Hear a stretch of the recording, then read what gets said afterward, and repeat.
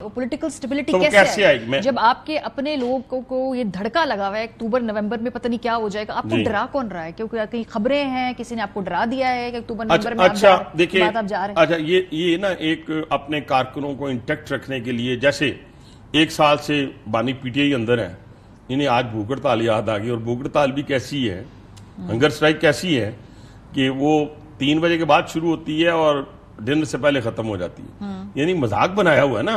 और वो प्रोटेस्ट की जो कॉल दी वो भी आपके सामने आ गई। ये इंटैक्ट रखने के लिए ऐसे छोड़ी जाती है, फ्लेयर छोड़ा जाता है कि जी नवंबर दिसंबर में क्या हो जाएगा। क्या आपने हुकूमत एक ही तरीके से जा सकती है जैसे हमने इमरान खान की गिराई थी, नो कॉन्फिडेंस।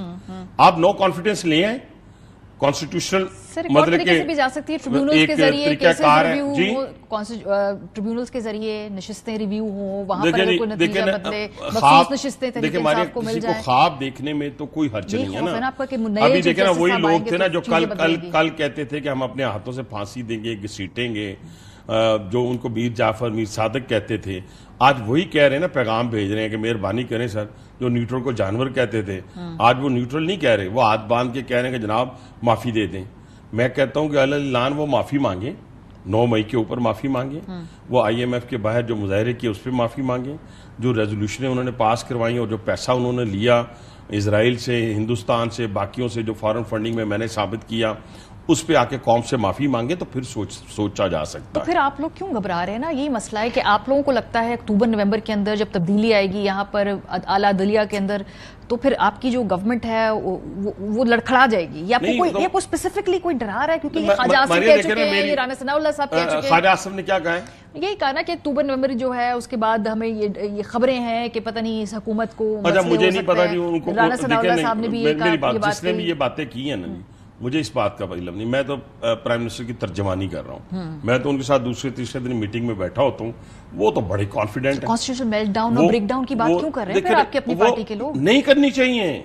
क्यों की है पता नहीं, मैं आपसे पूछ रहा हूं। मैं खुद पूछना चाहता हूं। PM साहब ने उनकी सरजनिश की, साथ बैठे होते कैबिनेट में। मेरी बात सुनिए, वो मुझे नहीं कि वो सरजनिश की या नहीं की, लेकिन मैं PM को जब देखता हूं तो वो कहता है कि IMF की वजह से हमें बेल आउट पैकेज मिला है और नेक्स्ट भी आपको पता है एग्रीमेंट हमारा उनके साथ हो गया है। और दूसरी सूरत में वो इतने कॉन्फिडेंट हैं इन्वेस्टमेंट के हवाले से, वो इतने कॉन्फिडेंट हैं कि मैं चंद अरसे में, देखिए मैं एक और आपको मिसाल दूं कि हमारा जो शिपिंग कारपोरेशन है, इसके अंदर हमारे पास जहाज कितने हैं आपको पता है? हमारे पास जहाज हैं 12, बांग्लादेश के पास 600 हैं और 1200 हैं हिंदुस्तान के पास। हम $5 अरब तो सिर्फ किराया दे देते हैं, फ्रेट दे देते हैं, ठीक है। अब उसके ऊपर प्राइम मिनिस्टर ने एक्शन लिया है, वो पैसा बचाना है। $3.5 अरब जो है वो तेल वाले चलने वाले ट्यूबवेल वो बचाने हैं हमने कोई तकरीबन 15-20 अरब जो इस सूरत में पाकिस्तान का ज़रिए मुबादला खर्च होता है, उसके ऊपर वो बैठ गए। सर अगर आपका एक सीनियर लेकिन अगर आप कहेंगे 3 महीने के अंदर आपका सीनियर मिनिस्टर आकर अगर कहे अच्छा हमें शौक भी होता है ना, ब्रेकडाउन हो रहा है, तो फिर इन्वेस्टर क्या सोचेगा? हमें एक्चुअली देखिए, मैं उनकी बात नहीं करता। कुछ इंटेलेक्चुअल्स हर पार्टीज के अंदर होते हैं, उनको शौक भी होता है कि खबर बन जाए। भाई ये दौर हम स्टेट्समैन वाली बात करें, हम पॉपुलर सियासत वाली बात ना करें।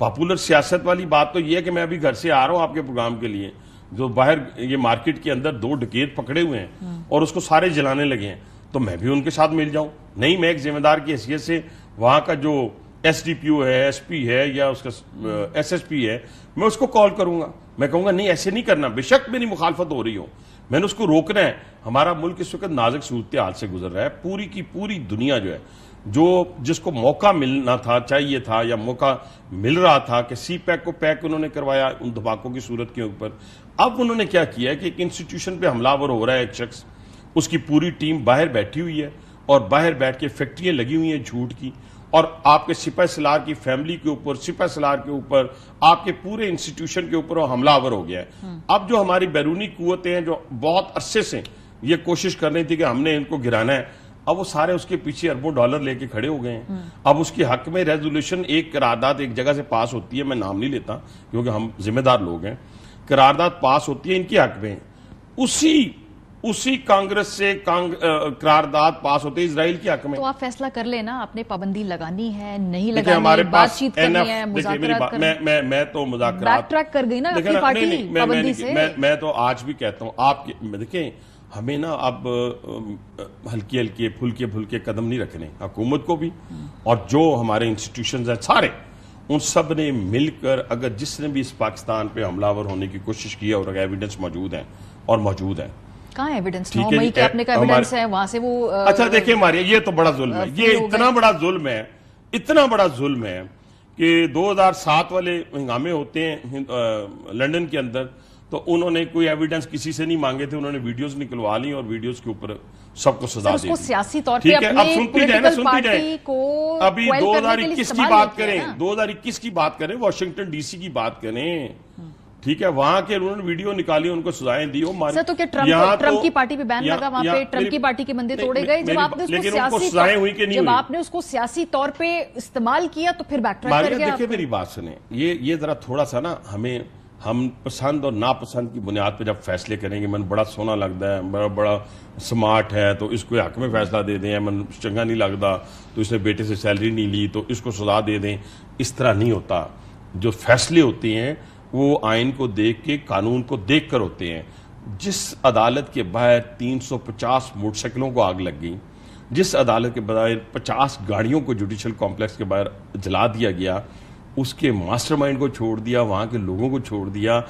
आप जीएचक्यू की बात कर रही हैं, हमजा कैंप की बात कर रही हैं, जिना हाउस की बात कर रही हैं, जो लोग जहाज को जला रहे थे, जो लोग शेर खान के मुजस्मे को तोड़ रहे थे, शोहदा के मुजस्मों को तोड़ रहे थे, वो सारे वीडियोस में मौजूद है। प्रोसिक्यूशन किसके पास है? वीडियोस पेश किए हैं। प्रोसिक्यूशन आपके पास ओहो, प्रोसिक्यूशन इतनी आसान है इसकी। 9 मई की मारिया, 9 मई की प्रोसिक्यूशन इतनी आसान है, मैं समझता हूं कि पाकिस्तान के अंदर किसी केस की इतनी आसान नहीं है कि सामने वीडियोस पेश कर दी गई, सबको दे दी गई। आज एक बंदे को भी ना सजा हुई है। अब उससे होता क्या है, जब प्रोसिक्यूशन ये सारी चीजें दे देती है, अदालतें छोड़ देती हैं, अब 40 डकैती करने वालों को जब आप छोड़ देते हैं और जो यहाँ पे जलाने वालों को, तो फिर उनका रास्ता क्या निकलता है? रास्ता यही निकलता है, उसका हौसला बढ़ जाता है। वो 40 डकैतियों तक कब पहुंचता है? अगर उसे पहली डकैती के ऊपर ही बेल ना मिले तो वो बाकी 39 कैसे करेगा?